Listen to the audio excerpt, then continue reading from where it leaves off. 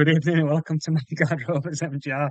My name's Sean. Join us this evening as we discuss everything that's happened over the weekend, the Premier League, starting with Arsenal and Forest. Lots to digest this weekend. Nathan predicted 2-0 Arsenal. Where do we start? Yeah, so I wasn't far off, was I? I think it was a very good win for Arsenal. I think they looked very good. I think the Spanish duo looked very good. Zubamendi and Moreno looked very, very good. Obviously Gyökeres as well. So I think it was a very good performance from Arsenal. I didn't think it was. I thought Forest would have made it a little bit more difficult than they actually did than the game. But obviously Postecoglou, first game with Forest, a couple of days training, you could probably tell, to be fair, because the team got comfortably beat. So it wasn't a shock to me. I think I'll hand over to Phil in a minute, but yeah, he'll be delighted with that. So yeah, overall, really good win for Arsenal, and obviously it does keep pressure up the top of the table, obviously with Liverpool winning as well, but we'll come on to that soon. So yeah, I'll hand over to Phil. Phil, you put down 4-0 for yourself. Well, you got to have confidence, haven't you, to be fair? I mean, the result, the performance, the match, absolutely bouncing. What a fantastic way to start the weekend. Just quality everywhere, quality on the bench, strength in depth. Again, a nice long growing list of injuries that we don't even notice people are injured anymore because we've got such squad depth. Put those games away. If it hadn't been for Mr. Declan Rice not having a left foot, I'd have been right on my 4-0 prediction as well, to be fair. I mean, I was more worried it could have been 6 or 7, to be honest. But absolute demolition job, to be fair. Like I say, similar to with a better result, similar to the match against Liverpool in terms of, Mosquera, didn't notice Saliba was missing. You can rest Declan Rice. It didn't look to be an issue. Odegaard can come off injured after 15, 20 minutes. And again, Nwaneri just comes in and steps in. And oh, my word, Eze and Madueke, just phenomenal, just absolutely demolished their fullbacks. Good duo, couldn't they?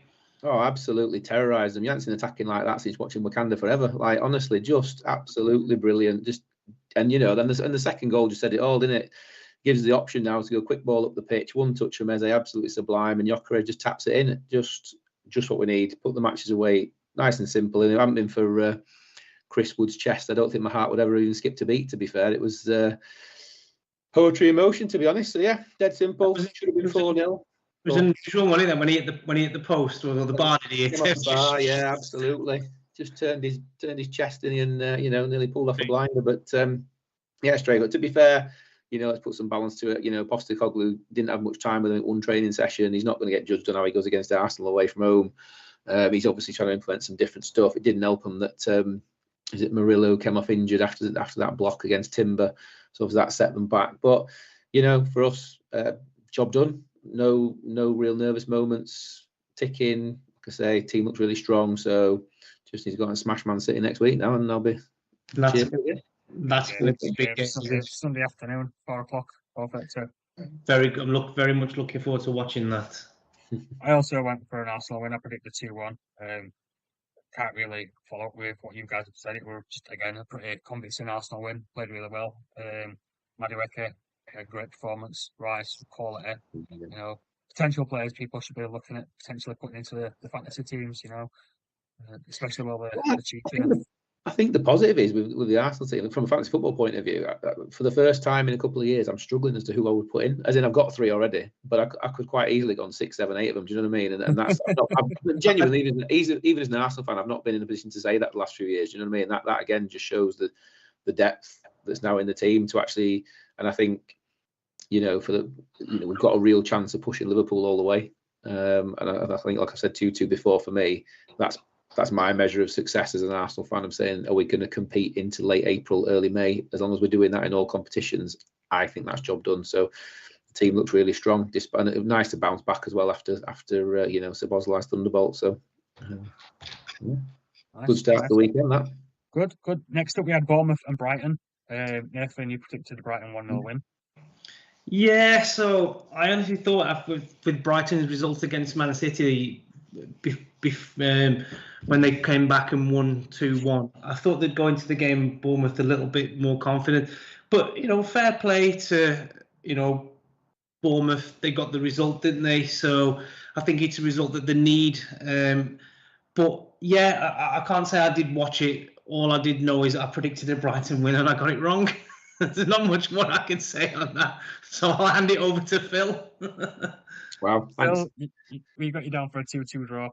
Oh, do you know, I don't like predicting draws, and I knew I shouldn't have predicted a draw, but you know, I chickened out at the last minute of the final hurdle. But do you know what? To be fair, it was quite a feisty little match. You know, I think Semenyo, bit of rough and tumble, might have been the hoardings, but you know, it was hotly contested. There's a good goal from Scott as the first goal up. To be fair, not a bad way to score your first goal for Bournemouth. So. Yeah, it was quite a decent match. Brighton, same problem really as against the first couple of matches. Really, they've created loads and loads of chances and just can't seem to put enough of them away to actually make that pressure count. But Bournemouth, you know, again, really well done, Iriola. I think that's their best start ever to a Premiership season. They're sat, aren't they? Keeps proving people wrong, doesn't he, Ariola? I think you've got to look at. Sorry to interrupt you, Phil, but I think you know they've sold a lot of their players for big money. And then again, it's a bit like Brighton itself, isn't it? Because they're doing what sort of Brighton are doing. You're selling your players for massive money, bringing, say, unknownish players into the Premier League, and they're getting established. And he seems to be getting results. And I seem to remember before when he first took over from, Gary O'Neill? Yeah. Like, who is this? He's never going to. And look at him now. Like, I'm surprised he's not been linked with bigger jobs, if I'm being honest, because I think he's doing a fantastic job at Bournemouth. Yeah, he's doing a really good job. They looked really organised. They knew what they were doing. They knew. So I say, you know, Brighton did create some chances. I think, you know, I can't remember what chap's name is. Their manager seemed a bit frustrated at the end, really. Hertzler. Hertzler, yeah, and he seemed a little bit frustrated. I would have been frustrated as well because they did create enough chances to deserve the draw. But you know, at the end of the day, little fine margins tell, don't they? And Semenyo played well. I think again, talk about fantasy football picks, whatever. I think he's a cheeky pickup, really, because I think he's a good shout. So very good. So it was quite a good match, to be fair. Yeah, well, I had one piece written down for that one. Again, I didn't see the full game. I saw the highlights. Very impressive against Semenyo. To see why he's in my team. He's consistently scoring me points. So yeah, probably worth having a look, guys. Next we had Palace at home to Sunderland. Nathan, you had a Palace 2-0 win. I did. I found this quite a surprising result, to be fair, because Palace are very, very good at home. Yeah. And I expected to keep the feet on. I think what I would be more impressed with is if you're a Sunderland fan, is that, you know, they've gone away to a very good Palace team, a hard place to go to, and get a point. And I think, you know, any point as a team that's just come up from the Championship, any point that you can pick up away, I think is valuable. And I think one of them points could be the difference at the end of the season, whether you're up or down or whether you're in the mix. So it's disappointing if you're a Crystal Palace fan, because you'd have been looking at that game thinking you were going to take 3 points. And I know obviously we're post Eze now, but I still think Palace have got a really strong squad. And I think they'll have a really good goal in the Conference League as well. I think but it's coming soon, isn't it? So the Conference League is where it's these Sunday, Thursday sort of scenario, and let's see how Palace get on there, because they've not had that distraction yet. But I fully thought that Palace were going to turn them over, but again, fair play to Sunderland. It was a good point for them, so not much more I can add really for Phil. Phil, we had you down as a 2-1 win to Palace. Ooh, so I thought it was going to be tight and edgy, but yeah, no, do you know what? I think both teams cancelled each other out. I think both teams suffered from probably how they will suffer this season. They both seem really organised. You know, they both know what they're doing defensively. You know, Wharton looked good, but like you say, Nate, you post Eze. So the thing Crystal Palace are going to struggle with this season, I think, is how do you unlock a stubborn defence? And we knew that Sunderland were going to go there. We knew that Sunderland were going to defend, and they just struggled to find that little flash of spark of inspiration to unlock that defence when they were sat deep and defending well. To be fair to Sunderland, they created a couple of chances, but same problem. You know, you're very, what would the phrase be? Very, very honest, old school attacking rather than kind of guile and you know, I suppose in the olden days, I don't know how far back you would call that these days, probably the early 2000s, you know, teams just never sat deep. The olden days in the early 2000s. Well, that's what I mean, but like, you know, for the youngsters watching, but like, you know, the teams didn't ever used to sit deep, whereas now everybody's sitting deep. Do you know what I mean? That's kind of the default thing if you're nervous about losing points, isn't it? To just sit everyone deep. And I think your straightforward, honest attackers of old struggle against that, because you need that creativity. You know, your Dennis Bergkamp, your Ronaldinho's, your Messi's, that sort of magic to unlock that sort of low block. And neither of those two teams has it. And I think that's what you saw on the weekend. I think that they're both really well organised, but neither of them particularly had the spark to unlock a solid and well organised defence. I think back to fantasy football, I think we touched on it last week, but or to be fair, any of the Palace defenders, if you want a cheap pickup, I don't think would do you bad, to be fair, because I think when they're playing any teams towards the bottom, they're well organised enough to come away with a clean sheet. So, but yeah, pretty flat match really. They just cancelled each other out. Yeah. I think, well, we all agreed that Palace would win, and we were all wrong. I also had Palace down 2-0 to win. I genuinely thought Palace at home. The home effect. It was a fair call, yeah. Yeah. It's a much better point for Sunderland. Sunderland showing signs that they're going to get a point or two this season, and they're showing signs that they are willing to dig in deep and get these points. And they're guaranteed 6 points from derbies this year, aren't they? So it's the points away though, Sean. For your point, I was just saying, earlier, is that's a very good point for Sunderland. You know, their manager will be coming from there going, that is something bang on there, and that's another point on the board that edges you closer to that magical 40-point mark, isn't it? So, and as the promoted team, you can't knock that. So they're doing really well, Sunderland. I just hope that they don't play well this Sunday. Well, one for you here, Nathan. Then obviously we've had Everton, Villa. Yeah, so I know to the 1-0 win. So so where do I start? I mean, I watched the game. I think Everton came out the traps quite early, and we contained them quite well. Despite I was talking to Phil off air that he's obviously seen Match of the Day, made out that Grealish had a fantastic game, but I don't think he did. I think he played okay. I think from the Villa perspective, we are looking very flat up front. We just don't seem to have any ideas, and that is really worrying. Yuri Tielemans went off with an injury, and it's just come out now he's going to be out for a few games, which is worrying again, because Yuri Tielemans is one of the players that you look at as a Villa player that can unlock a pass, can unlock defences. It doesn't help that we've got obviously another two midfield. Well, we've got three midfielders unavailable, four now with Tielemans. So it's not great. I think we saw Victor Lindelof play midfield when he come on, which I'm like, what are we doing here? I mean, you fail when Victor Lindelof's playing in midfield for you. So I thought Buendia played well. I thought he was a bit sloppy with some of his passes, but yeah, he looked good. But for me, the star of the game, the player of the match was Emi Martinez. He made some fantastic saves for Villa. We'll say off air that all is forgotten, but he's only got to have a couple of decent games, and then you sort of forget what's happened in the transfer window. So if I'm looking to spin a positive on the Villa game, is the fact that we didn't lose. We didn't concede a goal, but we didn't score. And we're going to have to book our ideas up now, because the longer it goes on, the more it sort of gets into your head that you haven't scored. So with Sunderland away on Sunday, so you're looking at that game, Sunderland home form and their crowd will be up for it. But to try and find a way of integrating Morgan Rogers with Watkins again, because it just doesn't seem like it's working. Morgan Rogers did absolutely nothing again.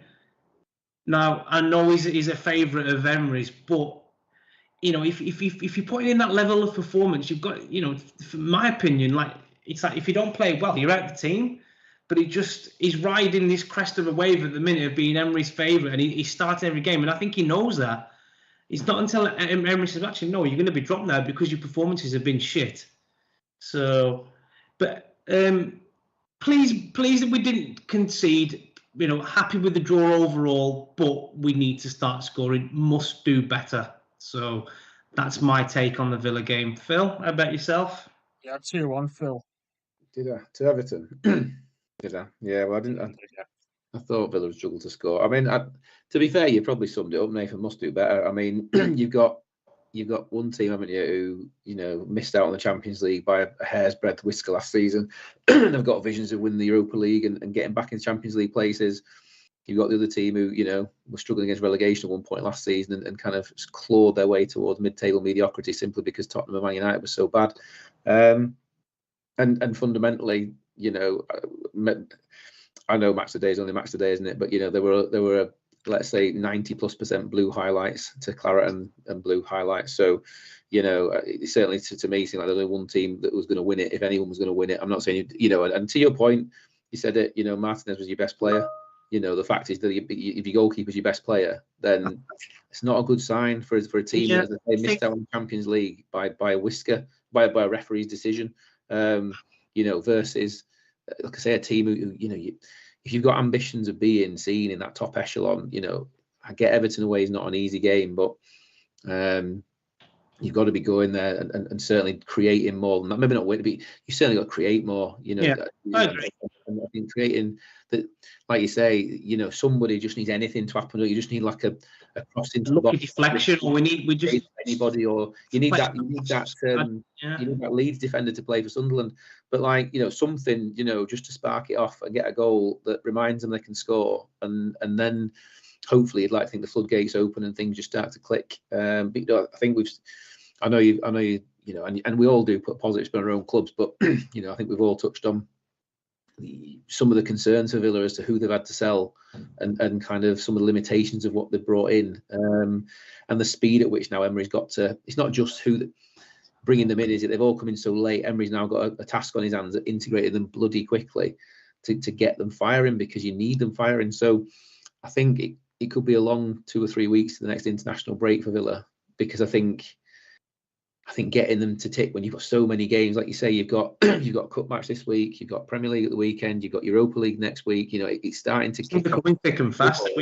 Maybe that's a good thing, though. Maybe that's a thing that we need to. But I think if you asked Emery if he could have those new signings on the pitch, on the training ground for 2 or 3 weeks, he'd be happier. Do you know what I mean? I think if he got them earlier, if he hadn't got them on deadline day, if he got those couple of players in, a week, even a week earlier, 2 weeks earlier, I think he'd been happier. So I think he's got a tough job on his hands, hasn't he, with trying to do that now. This seems to be a test for Emery now, because he's had he's had such a massive high while he's been in charge of Villa. Like, this is where it's starting to get a little bit sort of stale now. So this is going to be judge of character of how he comes back stronger from this, because if he can't keep getting the results, then sooner or later, as a management team or the board, you have to look and go, we're not getting results. So what's the answer? We can't. We're better than lingering in, not scoring a goal. We're better than 19th place. But I think with some of it, I mean, my old man always used to say, and it's times like this I kind of think, you hate it when your parents are right, don't you? But you always say, you just forget the league table for the first 10 games. I mean, shit all. Like, wait 10 games. I get it. We're all going to have, spikes and highs. You look at one. I think yesterday was it. I know we'll come on to it, but yesterday, Man City were languishing in 14th, and so they jumped up to 7th. But it's too soon to worry too much about table position. I think, whilst you're not wrong to ignore concerning signs. I think, if league table wise, or certainly, my thoughts from a board point of view, I would always give a manager till at least Christmas and let him have half his games. But as a minimum, I think you've got to give him 10 games, because at least then you've played a reasonable cross section of the league. Like, you've had a chance to play to some of the top teams, some of the bottom teams, and just see what you can do. But I think he's got a tough job on his hands. Ollie Watkins needs to wake up. Like you said, Morgan Rogers needs to bring that England form back with him. It'd be interesting with Martinez as well, because if Villa are, for all you say it's all forgiven and forgotten, in the back of your mind's got to be the fact he was manoeuvring for a move. So if Villa aren't doing well at Christmas, is he going to agitate in January and try and get out because he's not happy where Villa are? So it's all these little nervousnesses that are in the background, isn't it? You kind of go, you just need a couple of results to just kind of quieten some of that down, and get some positivity back around the team again, because I think that's what's lacking at the minute. And I think, like I said, it does feel very polarising as to where Emery is now compared to where Emery was, maybe with 5 games to go last season. And I think that's the times when I've talked to you boys about before, where the fans' loyalty needs to be returned now. It's all right supporting Emery when he's on the crest of a wave on a high. The board, we support him. It's just my concern would be is if it carries on, then you get to a point, don't you, where you think, well, actually, how is it going to improve? Because from what I've seen for the first 4 games of this season, and so at the back end of the season, I've not seen any improvement.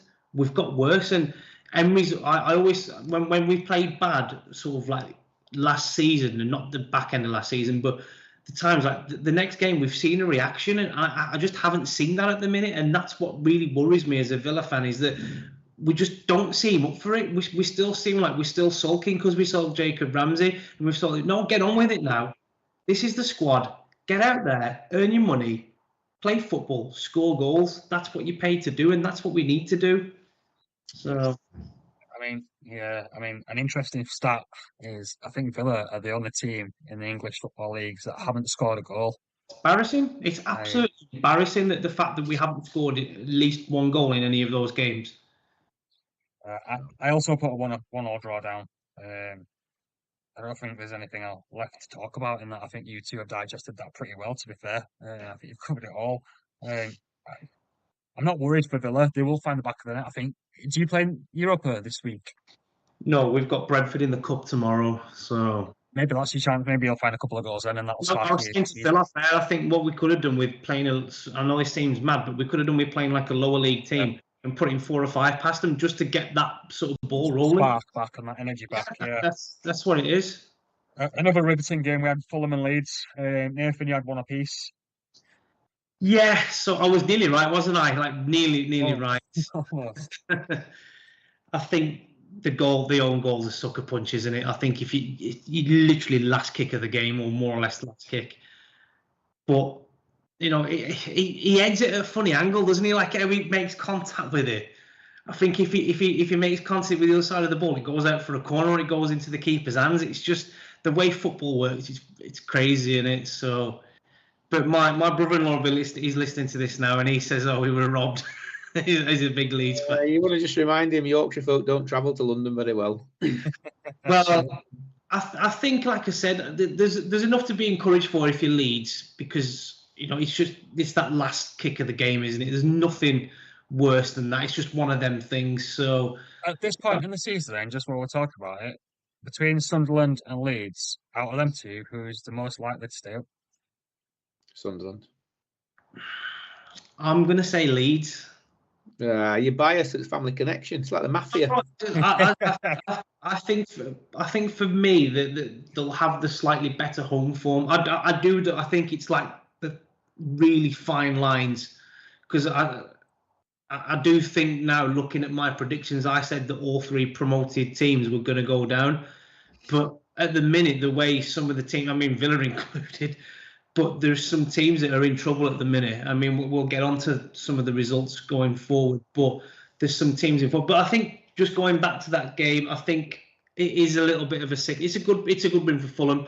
They pick up the 3 points, the move on. But if you lead, you're incredibly disappointed that you've conceded at that late stage. But you know, I think they've got Wolves on Saturday, and that's a big game for Leeds. Yeah. So they'll be looking at that game, wanting to take 3 points, and I think that, you know, the way Wolves are playing at the minute, I don't see any reason why they shouldn't. So yeah, not much more for me to add on that game. So I'll hand that over to Phil now. Well, me and you both, Phil, had 2-1 to Fulham on that one. Anyway, so we got the result right. Yeah. Well, I think it was a game of, I'd say a game of 2 halves, but it wasn't really 2 halves. It was more like 2/3 and then 1/3, right? So, like it was struggling not to fall asleep for the first 75 minutes. And then, have you ever seen? I'm going to go off on a tangent now. You love these, don't you? We all remember Only Fools and Horses, right? Have you ever seen the Only Fools and Horses episode with Gary? Right? You seen the Only Fools with Gary? Yeah. I have. Right? Yes. Right. Well, this was the match where we've got our very own Gary, haven't we? Except now he's called Kevin. Oh my God, what a player! Like the most unbelievable 17-minute cameo you'll ever see in your entire life. Like, I did see. What a player! What a player! Do you know? I mean, he's got a stupid name, obviously. You know, because clearly Kevin's about as Brazilian as me. But still, like, just what an unbelievable cameo! It was. Do you know what? It was almost worth sitting through that snooze fest to get to his cameo, to be honest, because he just absolutely lit the place up. And I think you know, if that's a snapshot of what you're going to get, I don't know how cheap he'll be on fantasy football, but I tell you what, he could cause people a few problems. He looked decent. He looked really, really good. Set the place on fire. So it was worth watching for his performance. To be fair, Leeds, like you say, you kind of touched on it. That you're just not enough, and just what an absolute bizarre own goal. I mean, to be fair, maybe Villa should get him on loan. I don't know, just do something to score. But the other fact I read is, apart from the penalty that Leeds scored against Everton, they've not scored a goal from open play. So they're just not enough by half. It's interesting. I think it's a brave prediction of yours, Nate, about Leeds having better home form when Villa are about to go up into Sunderland's domain at the weekend. But we'll see. There's question marks in that. You know, there's always going to be question marks over Farker after the last time he came and managed in the Premier League. Leeds, it's always difficult expectation. Do you know what I mean? Like they think they're a big club. They wish they were a big club. You know, they are. They don't play in red. They're not a big club. Do you know what I mean? So don't worry about it. But like, I'll give it a good goal this season, Leeds. Like I said, I think the home form will carry them. You know, but listen, I think for me, I think they were close to getting a point, wasn't they? And it was just that fine margin. But that's the difference, isn't it? In the Championship, you go on and get a point. And the difference is, you know, you can have all the, you know, I know we love all the romantic stories in football, don't we? But the only thing that matters is the result. At the end of the day, football's the ultimate taskmaster of, you know, losers try and winners do, isn't it? Like, that's it. So, you know, Leeds tried and failed, so it wasn't good enough. And we thought, well, from Sean and my perspective, we thought they'd lose. I know you were a little bit of family pressure on you there, Nate, but, you know, thought they'd go down to London and lose. Their away form, they just don't look to have what they'll need to have to go away from home. And I don't know, maybe the home form will be enough to save them. We'll see. But Fulham would have been probably rightly frustrated after the last 20 minutes of the match. You should have been rightly frustrated if they hadn't taken the win with them. To be fair, and another goal was crazy, but you know, you look at that last 20 minutes, and it was one-way traffic. Although your boy looked all right, didn't he? Longstaff looked all right in the first half. To be fair, so it was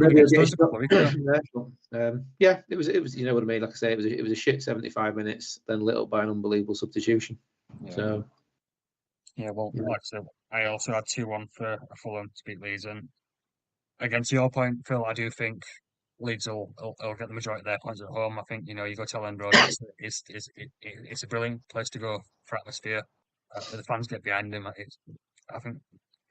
think they might have enough this year to stay up. Given that I do worry for Wolves and really worried for West Ham as well. Bits and bits, but anyway, moving on to my team, Newcastle Wolves. Nathan, you had 3-0. So yeah, let's go on it. No, well, what I will say though is I think he took his goal well, didn't he? Your new striker. I think obviously it's a goal that only an 8-foot striker would score that in the air. So, but no, I'm surprised that you didn't win by more. I think, you know, from Newcastle, it's a job well done, isn't it? Your striker gets his debut goal, you get the 3 points. Disappointed if you don't get more, but just to switch teams to Wolves, they are in serious trouble this season. They've signed unproven players in the most people have never heard of. They've lost the best players. They've not been backed properly in the transfer market. The owner's a little bit up in the air as to obviously his finances, and I think the stay of execution is getting smaller by the day. If you're a Wolves fan, they've been riding that crest of the wave for the last couple of years now, where they've sort of, you know, last year they had Cunha, didn't they? He sort of dragged them out of it, you know, with decent performances. I don't see anyone in that team at the minute that's going to say, come on, you know, I'll lead the team. Strand Larsen, you could probably say, I know he's injured at the minute, but I still don't think he's good enough. But it's very, very frustrating if you're a Wolves fan, because, you know, most fans probably would have predicted maybe last season that they were going to struggle again if they didn't invest in the summer, and now they're struggling. So, but overall, I think, like I say, Newcastle will be pleased. Obviously, a win to go into the Champions League week because he's always good. So yeah, Phil. You had 4-1 down for Newcastle. Yeah, how wrong was I? Well, it's a weird one, to be fair, because I think we're all worried about Wolves, but again I think Wolves played really, really well, to be honest, and Pope did make some good saves in that first half, to be honest. So I think that it was probably a result that doesn't really reflect the game, to be honest. I probably wouldn't go so far as to say smash and grab at home, but I certainly think it wasn't anywhere near as comfortable for Newcastle as we all thought it would be. I do think that new striker seemed really good, both in his link-up play, in his obviously he took his goal well. And to be fair, if you watched his interview afterwards, he seemed like he can actually string a sentence together and seems quite likable, which is novel for a footballer, isn't it? But it was job done for Newcastle, wasn't it? It was a home match against Wolves. It had to be 3 points. Again, like I said in the last one, doesn't really matter that Wolves played well. Doesn't matter that the result's the result, and he got the 3 points, got the job done. It's all that matters, I think. But that's for as a Wolves fan, Phil. You're saying that Wolves played really well, but didn't get the result. What I'm getting at is, I think at least there were signs from Wolves, because you'd say Newcastle are a top 5 team, right? You would think Newcastle are the ones who you would maybe top 6, hanging on the coattails of what you would say are the big 4. And then you've probably got Tottenham and Newcastle who are definitely the next 2. I'm not sure which way around you would spin that, to be fair. But so they showed signs that they can play against them. They showed signs they can cause them problems. And I didn't think I'd see that from Wolves at the weekend. I thought that Newcastle would just get in there, do a job, and it would be a very one-sided job, and it wasn't. So I do think from that perspective, there were good signs from Wolves. Like you say, you're absolutely right, Nate. It means absolutely shit all. They didn't get the result, no points. So what they've got to do is show those signs and show that energy against teams they've actually got a better chance or a proper chance of beating. But for Newcastle, at the end of the day, they contained a fiery Wolves side, kept the clean sheet, got the goal. What more do you want? Get the fans the 3 points. That's what you needed to do. 3 points. He took his goal well. Again, when we've got crosses coming for players with his height, he's obviously going to cause problems. Great to see him and Dan Burn doubling on set pieces as well. It's the right danger going forward. That it really is. Yeah, I mean, obviously Wissa's injured. He's not going to play for a couple of weeks. I don't think he's going to miss the Barcelona game. So disappointing not to see him have a start. But Elanga looked positive when he came on. Harvey Barnes again proved to be a menace down left. You'd like to think maybe Wissa's a blessing in disguise, because I wonder whether Eddie Howe would have played the new lad if Wissa had been fit. And actually, now he's kind of forced to play him. He's going to get 3 or 4 games. Well, to be fair, if you include the Champions League match, he's probably going to get 5 or 6 games before Wissa's even back, which means he's got a chance to hit some form and understand the team and get those. And I'm not sure he would have got the same chance had Wissa been fit. So maybe it's a blessing. I think you're absolutely right, if I'm honest with you. Before the news broke of Wissa's injury, I expected Wissa to start, given his experience. And I thought Automade be introduced maybe 60, 70 minutes again, get a bit of game time, get a bit of match fitness. But didn't happen. And he started, so he took his goal really well, I thought.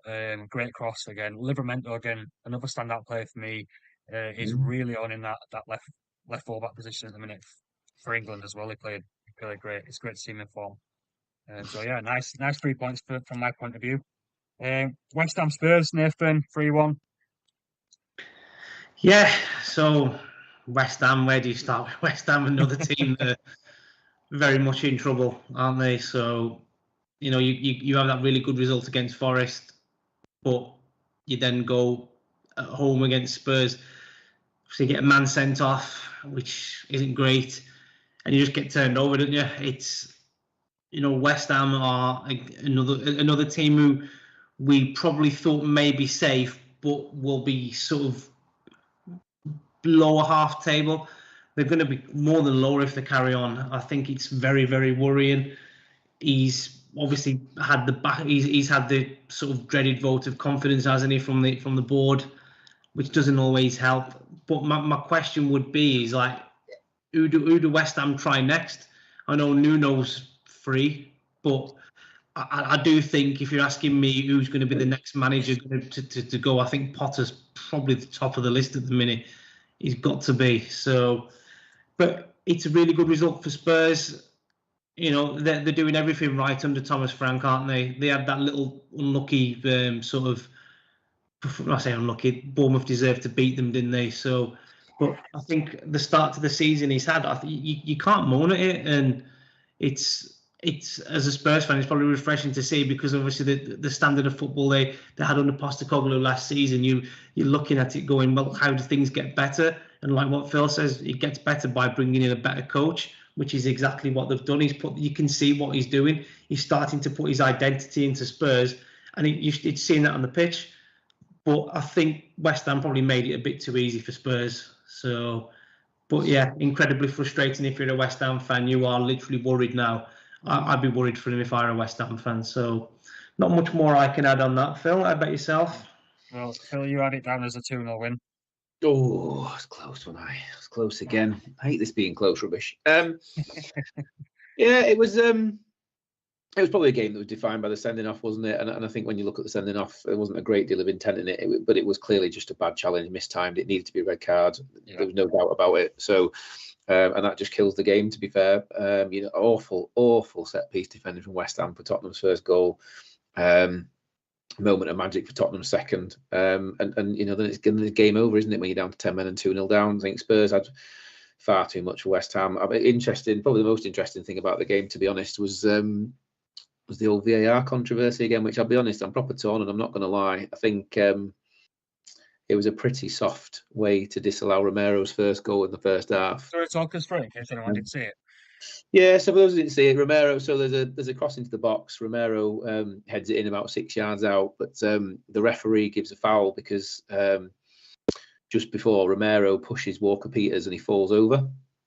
Now, the reason I say is VAR controversy is I like the fact that VAR backed the referee's call and stayed with the on-field decision, because I kind of go, well, let the referee the game. However, if you're going to interfere and look at it, what actually occurs is that there's a player behind Walker Peters, his own player, pushes a Spurs player, pushes Van der Ven. Van der Ven falls into Romero. Romero falls into Walker Peters and knocks him over. So you're like, well, really, it was a West Ham player who pushed a Tottenham player in the first place. So, you kind of, if you give him fouls, I mean, it was awfully soft. So I like the fact they backed the referee's call. And when I say soft, almost the very next corner, you had a West Ham player literally rugby tackle a Tottenham player to the ground, and nothing was given. And you go, well, if you've disallowed the goal for that, surely you have to give the penalty for that. So again, consistency just becomes a problem for me. And like I say, VAR is going to look at it. VAR should be saying to the referee, look, he has pushed him, but only because the West Ham players pushed the Tottenham player in the first place. So I think if VAR is getting involved, VAR should be saying to the ref, you should probably let the goal stand. But I kind of like the fact they stood off and let the referee. So I kind of told off. But either way, it should have been a goal. It was really soft. You'd have been really pissed off had you been the person, and had you been a Spurs fan and they had not won that game following on from that decision. But as I say, it was defined by Souček sending off, just awfully. When you play, he's one of those players, and when you play the way he plays, occasionally you're just going to time a tackle wrong. All of us have got strong tackling midfielders in our teams. Sometimes they just time one wrong, and do you know what? There's nothing they could do about it. Just timed it wrong. Luckily, Palhinha was all right, so no real big impact, which is good. But to your point, Nate, questioning West Ham, you're trying to get out of trouble. I don't understand how you start the game without playing a striker. You've got. I get Callum Wilson. They had two on the bench. They had Callum Wilson and Fulcrook on the bench, but yet they still played the quitter in that strange role. And I know Callum Wilson somewhat made a glass, isn't he? But if you're gonna you're trying to get yourself out of trouble, you should be playing a striker. I get you worried about Tottenham's tactics. It's a point, yeah. You need that some sort of threat. You've got to look, and I think that's where Potter could potentially sow his own downfall faster. Is for all of us as fans, you can just about cope with a loss when your team's in the game and showing intent, but if you're not showing intent and you're not in the game, you're just getting flattened. You kind of question, what are we here for? Because you're not even trying to win, and I've paid the money to come and watch you try and win. So, not a great performance from West Ham. Simple job done by Tottenham. Like I say, torn this season because love Thomas Frank. So, job well done by Tottenham. Yeah, I also had a 3-1 win down for Spurs this weekend. Just West Ham, they've never been the same since left Upton Park. Struggled Never over. been the same. I was listening to TalkSport this morning. I think they hit the nail on the head in that.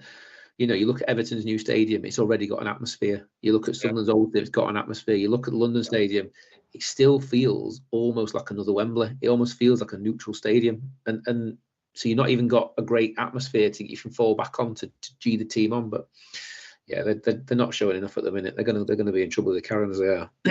How much longer do you reckon Potter's going to survive? I don't think he sees the international break, if I'm honest. No. Really? West Ham are quite stubborn with their managers, aren't they? Like they ignored the fans for ages about Moyes. I think he's going to the pressure from the fans. But they ignored that for Moyes. I think they're not going to do that. I think they're going to bite the bullet. But it wouldn't surprise me if Nuno ends up there.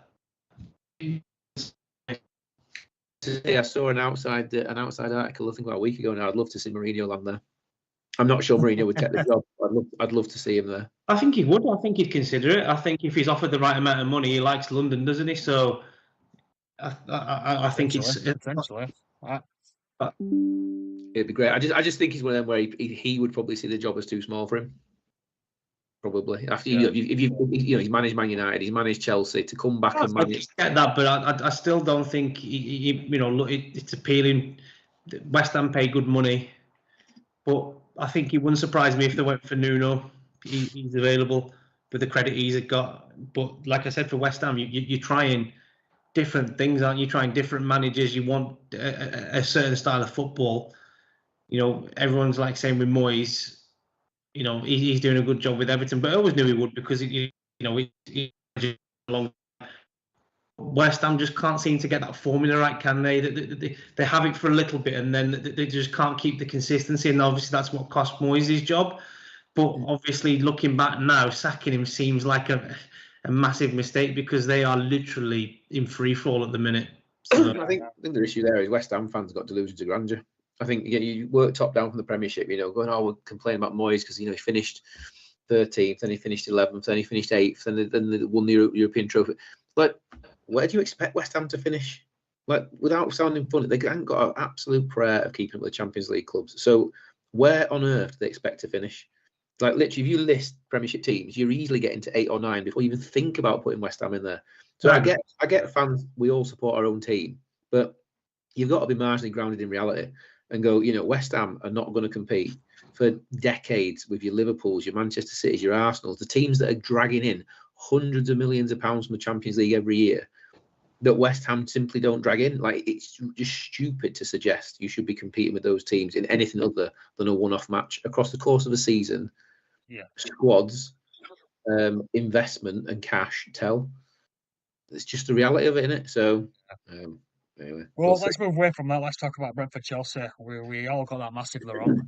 A bit of a surprise on the cards there with the draw. Nathan, you had a 4-0. I was just going to say my quote last week, and I think this could get replayed. Is I said it was the easiest result of the week. So I'll keep doing the lottery numbers. Don't you worry about that. So I honestly thought that Chelsea would go there full of confidence and get a result from Brentford. Brentford have had the struggles this season. Yes, Villa, I know that, but to concede as late as they did, was it 94th minute for Carvalho to equalise? It's one of them, isn't it? It's a sickness, but I don't know. Is that going to be the story with Chelsea? Is it going to be a little bit inconsistent because we all back Chelsea to at least finish in the top 4, at least 4th or maybe higher? I think I have. And maybe that's going to be the issue with Maresca's teams, is that the one week they're going to blow a team away and then they're just going to have a little bit of a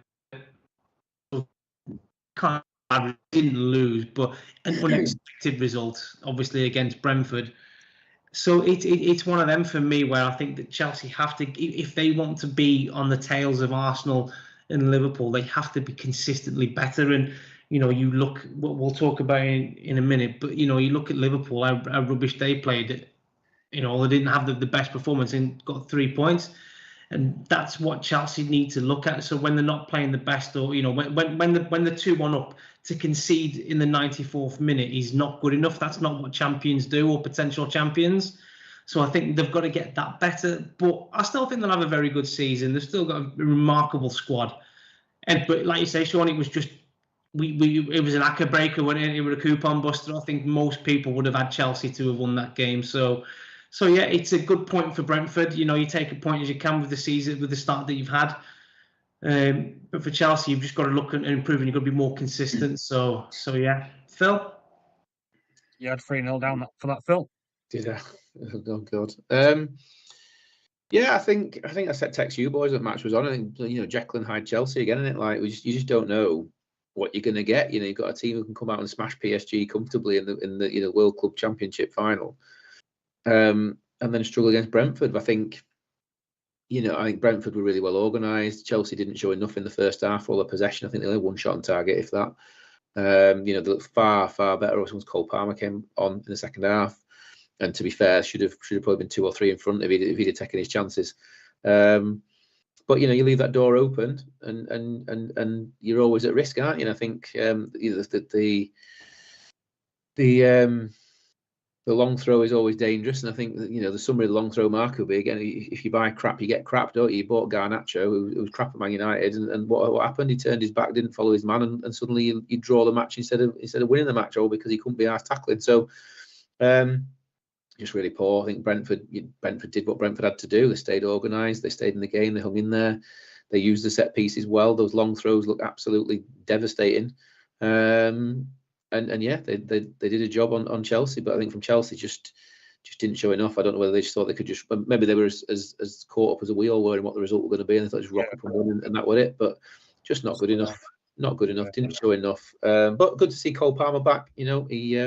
He looked really, really good when he was on, which is obviously good news for England. But I think from a Chelsea point of view, it's let's face it, they've not played anybody difficult yet, but they dropped points against Palace and against Brentford. And you look at, it's just not good enough. You're not going to keep up with Man City, Liverpool, and Arsenal. Consistency, isn't it, with the top 2 teams at the minute? Top 2, yeah. I suppose to be fair, City have dropped points, but I mean, City can drag themselves back into it, can't they? They take points off Arsenal next week, so I think you're not going to keep up with those over the course of the season. You're not going to keep up with those 3 teams if you're dropping points against Palace and Brentford. Not in the way they're dropping them, and I think again, just showing some inexperience with just the sheer number of young players they play. I think Garnacho's obviously been there all of 2 minutes. Like, so for all I say is crap. He's lazy. And if you're going to bring him on and expect him to mark some back post right at 90 he's just not that player. So, yeah, it's a poor way to drop points, really. Well, yeah, I also had 3-0, same as yourself, Phil, and Cole Palmer scored probably the highlight of the game. For anyone that's interested in fantasy football, obviously his back score. João Pedro got me an assist again, though. He's looking good. He also got me points and an assist, yeah. So be interesting. Is he going back in any of your teams now? He's back fit, or not? Palmer's already in. It's a toss-up at the minute. I've got some funds to spend, and I'll be honest, there are some players who did Eddie Howe's single-handed sabotage by not starting Elanga has upset me. But we'll see. I've got some space. I've got no transfers left this week, to be fair. So we're holding on to next week, and we'll see what happens. Yeah. Well, there was another badly predicted game for us on Sunday. We all expected Liverpool to trounce Burnley. Burnley were really rugged, defended really well, and almost got a point if it wasn't for a ludicrous penalty giveaway. Nathan, same as myself, you had 3-1 Liverpool. Yeah, so a game that you sort of expected Liverpool to win. I mean, the longer the game went on, you didn't think that was going to happen because, just to your point, Burnley, I thought, were very well organised at the back. I think they defended very, very well. And, they had little shades of moments where they tried to break. They just couldn't try and get past that defence. Liverpool just looked a bit flat. They just didn't look like... I think their best player were... Gravenberch, whatever his name is. Yeah. I thought he was probably their best player. I think Salah does what he does best, and under pressure smashes a goal in the 94th minute. It's what top players do. I said to you in the group that, despite them being bang average this season, they picked up maximum points. And, from a championship perspective, you can't moan at that, can you? Arne Slot knows that Liverpool aren't at the best. He knows that the players he's got is going to improve. Obviously, not started Isak nowhere near the squad on Sunday was obviously to fitness, but Apparently, he said he's going to be in the Champions League squad and he will get some minutes there. So, yeah, I expected more from Liverpool, but did it surprise me that they got a 94th minute penalty? And it was a penalty, but I'm just saying it's just you see it happen with teams at the top. You used to see it happen with Man United all the time. They just get that little bit of luck, that stroke of things go their way. And there was no luck about that penalty. It was a blatant penalty. No, but what I'm saying though is like you get decisions, don't you? Yeah, it's one of them. Like last kick of the game, more or less last kick of the game, they've got a penalty. And what the Burnley player was thinking there were just stupid. Why? You're that close from getting a really good point at home against champions, a point that Burnley need as well. And then you just do that. But like I've said to you earlier, Salah does what he does best, under pressure, sends the keeper the wrong way, smashes it in. Liverpool get 3 points. But they need to improve because if they want to compete in all levels this season, they have to get consistently better. And I think they will. Like I say, with Isak to come, I think they'll get, he offers him a far better range up front. I think the one thing from me, though, from Burnley you can take is the fact that you've took Liverpool all the way. And again, with any promoted team, it's going to be your home form where you're looking at getting your points. But I think they haven't got some bad players, to be fair, Burnley. The sending off were a bit silly. I don't think that helped, but it was a second yellow, wasn't it, that he got? So, but Walker looks quite, I know he's obviously he had a good game. Walker played really, really well. I think he contained the players that were on the left quite well. So, Burnley, you're looking at going, well, we took Liverpool there. If we're playing a team closer to, like that's our level, would have got a result from that. So, disappointing if you're Burnley, lucky if you're Liverpool, but it's like to Phil's point, we've said a couple of times, it's the result that matters. So Liverpool get 3 points, go on to maximum points. So Phil, what are your thoughts? Phil, you had 5-0 for this one. Bloody hell. Heartbroken, boys, honestly. I was only really, I thought, I'm not watching that match. I'm not watching that demolition job. So I was only roughly keeping track of it on BBC Sport and kind of, but I once it got to 80 minutes, I thought, I'm switching this on. This has got to be worth a watch. And just in time to see Burnley go down to 10 men, just in time to see that Wally do his NBA audition tape for Chicago Bulls. Honestly, what a moron. And if you're Burnley, it's like you say, it's different between Championship and Premiership, innit? You've stupid foul against Man United just before the international break, stupid handball against, you've just chucked away 2 points right there. But like you said, Nate, could be all the difference come the end of the season, which just frustrating for them, really. I think Liverpool.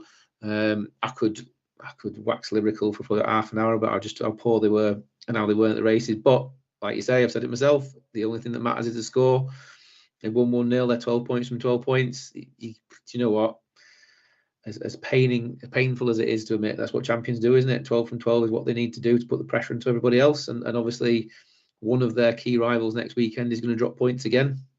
So as long as they take their points, they're properly quids in cat. I mean, every Liverpool fan in the country is going to be wearing a Man City shirt next weekend, aren't they? Because City have already dropped more points than Arsenal. So if Arsenal drop points, then Liverpool are bouncing even further into the clear. So they're doing what they need to do. They're putting pressure into everybody else without even playing very well. I think the only concern you'd have as a Liverpool fan is if they don't. And I'm not convinced. I think it is a far more significant move for the Premier League that Liverpool did not get Guehi than it is that they got Isak. Because I'll be honest, they don't need Isak. Like their issue is not scoring goals. We all expect Liverpool to score goals every single game. Their defence looks awful. And not only awful, I mean, Kirkes, what an absolute shocker again. He's looked absolutely horrific. The one thing I would say on that, though, it was good to see sort of a bit of good tactical management from Slot there, where he knew that obviously Kirkes was on a yellow card. Got booked for diving, didn't it? It got booked for diving at first, which was just stupid. But then he was lucky not to get a red. He was lucky not to get booked when he brought the guy down.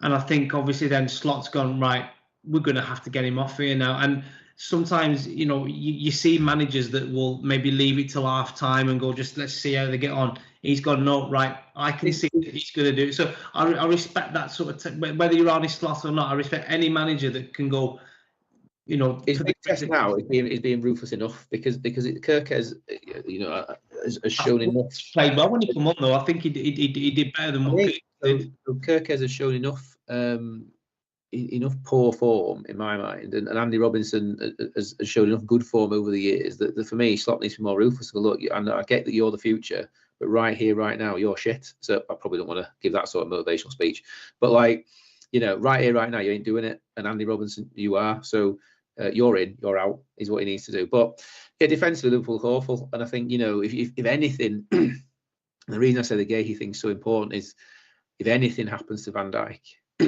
Anything happens to Van Dijk for anything like a prolonged period of time, or they lose, I still think selling Kelleher was a strange decision, because if anything happens to Alisson like he did last season, goalkeeper, he's quite high.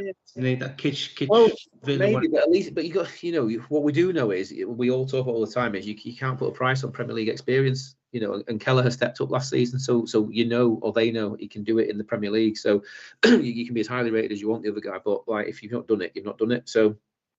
Like I say, they look shaky defensively, but fundamentally, it's a big game this weekend, Phil, for Liverpool. It's the Merseyside derby, isn't it? So it's Liverpool Everton. So we'll see. I mean, I think again, it's going to be the case of watching defence against attack, but it'd be interesting, wouldn't it? Because I say they look weak defensively. Everton are in good form, so they'll give. We'll see, but yeah, like I say, they did what they needed to do. They got the result, all courtesy of Burnley, and yeah, just I think that lad will be buying a lot of drinks for a lot of his teammates for a long time to try and get out of that one. But I mean, I was the same. I fully expected Liverpool to win comfortably. It wasn't as comfortable as I thought. I thought Burnley dug in really deep. Kyle Walker, as you both touched on, he had a great game. He looked really comfortable. Looked to be enjoying his football there again.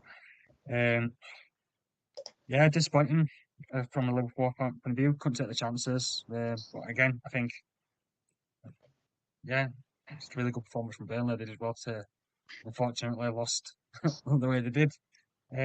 But let's move on from that. We had Man City and Man United. Bit of a demolition. Yeah, I predicted it to be a bit closer. I think I predicted Man City to win 2-1. I think it was. Great result for Man City. I think I did watch most of that game. To be fair, I think what was good from maybe an England perspective was you saw Phil Foden give a decent performance for the first time in a while. Obviously, I know there was the added sadness of the sad death of Ricky Hatton, so maybe there was a bit of inspiration for them to put on a performance for him as well. But I think they delivered. I think they just literally just took the chances. I do think second half Man United was slightly better for the first sort of 10 or 15 minutes. But the problem you've got though is like when Haaland's going through, he's just a bully, isn't he? He's just out muscling your defenders. And when he's got that sort of half a yard on a defender, even good defenders, he's just that quick and he's that strong. If you give him that space, there's only going to be one outcome. And I think I heard on TalkSport today, he's already now. How long has he been in the Premier League? But is his third or fourth season? 4 years. This is his fourth, I think. And he's already outscored Drogba. So, and look at what a legend Drogba was. So, this guy is a machine, isn't he? He's an 80 goals in 80 home games for Man City. It's just incredible. Like he's going to break record after record if he carries on. I think Donnarumma played quite well. I think he commanded his box again. But for me, I think Donnarumma at the minute is probably the best goalkeeper in the world. I think from what he's done, controversial. One of the best. I think he's. I look at the performances he had against us, against you, Phil. Last year in the chat, a very, very outstanding goalkeeper. And I think it's a very good bit of business from Man City to bring him in. So they look good. I think Rodri, you could still see he's still that player who's just coming back from a serious injury.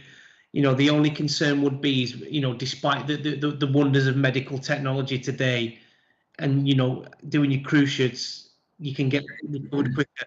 Is as a player, you sort of lose that half a yard, don't you? Most players say once they've had a bad injury, they lose that little bit. So hopefully Rodri doesn't, because before the injury, Rodri was phenomenal, wasn't he? He was one of the best. Well, he got the Ballon d'Or, didn't he? So obviously City having him come back. I still think, I know they had a couple of players injured.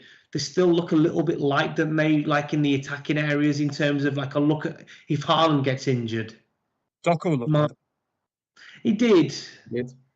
but I'm striking those. I don't think that they've got the strength in depth going forward what they've had in previous years. They've still got a really good squad, and they're still going to be right up there, Man City. So, but Man United, wow. I mean, where do we even start with Man United? They were just an absolute shambles, aren't they? Ruben Amorim, I think I was seeing in one of the stats online, the lowest ever win percentage of a manager since records began, I think. It's World War II, isn't it, I think? Something like that. Well, it might as well be records began. It's that far back. They quite clearly cannot cope with the system he's playing now. I don't know if you heard his interview on TalkSport with Crookie, where he sort of, obviously he was a bit frustrated that he'd lost, but he were biting when he were quite sharp in his answers and stuff. But he's basically said that he'll have to be sacked before he changes his system, and to me that's a dangerous thing for a manager to say. Because when a manager can't adapt to circumstances, then that's telling me that you shouldn't, you're not a good manager.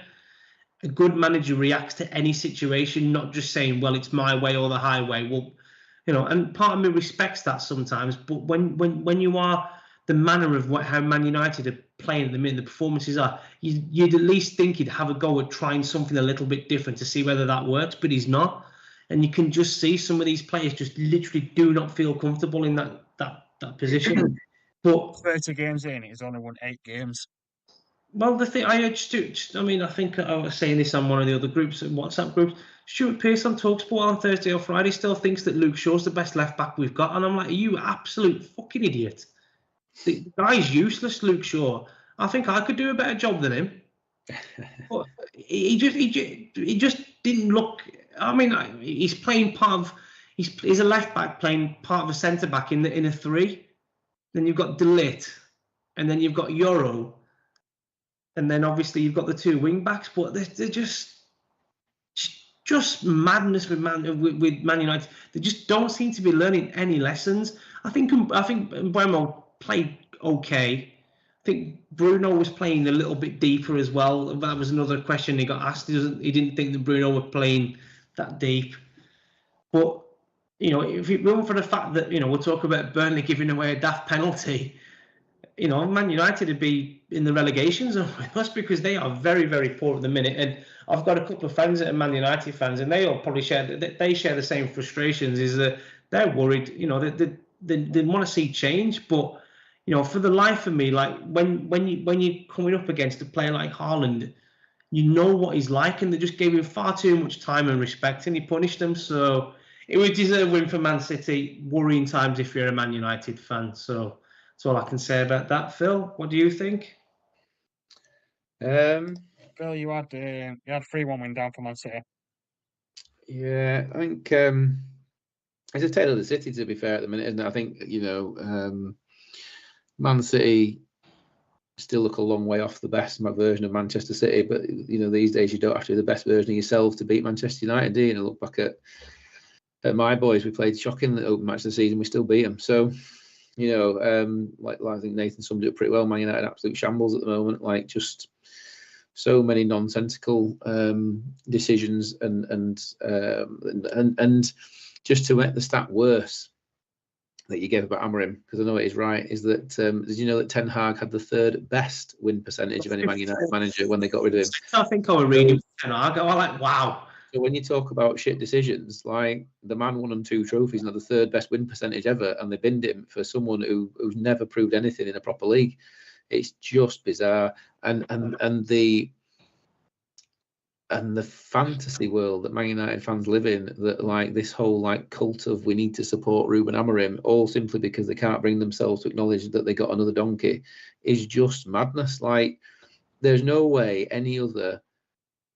If we even had the generosity to call Manchester United a top 6 club, there's no way any other top 6 manager is surviving winning it. Look at Ange last year, mocked mercilessly for how shit Spurs were. Yet they still did better than Man United. So, and somehow he kept his job and he lost his. But it's absolutely awful. I think Man City, there were flashes of, like I said, there was obviously clearly flashes of brilliance from Haaland, flashes of brilliance from Foden, which was good. Doku looked really aggressive, but Roger was miles off it. Rinders didn't look great. The defence didn't look particularly solid. Donnarumma looked absolutely solid. There was a good save from Mbeumo in the second half, and again, probably getting the worst thing you say for Man United is the best chance they created when City were already 2-0 up, which is too late, isn't it? You can't give City a 2-0 head start. It doesn't work like that. So, Man United shambolic. City, I'm going to come to regret this, and I know it's for a different show, but I didn't see anything that would make me think Arsenal should have any sort of worries next week at all. I think we're by far the stronger team and stronger squad at the moment. I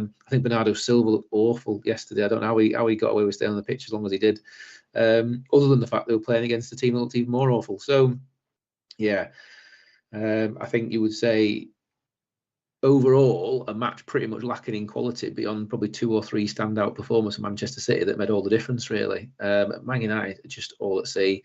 And I saw today one interview where, Amarim's blaming the players. Well, you bought the players. You've had your summer transfer window, and at some point, I can't remember who touched on it. Someone I had an interview with was like, at some point, you've got to acknowledge it's the manager's job to motivate the players. You can't say after 30-something games, the players aren't motivated. Well, that's your job. So if you're not motivating them, maybe you should hit the road and we'll get someone else who can motivate. But I think they've got too much dross. It's been Man United's problem for years and years. They've just got players with bad attitudes, and look at all the players that leave who look like they've struck. I mean, I thought it was quite telling. He's just scored 2 and 2 for Napoli. Rasmus Højlund, who had a brilliant. It's really, really interesting, isn't it, when they come over to Manchester City this week in the Champions League, and you've got Højlund and McTominay both starting for Napoli.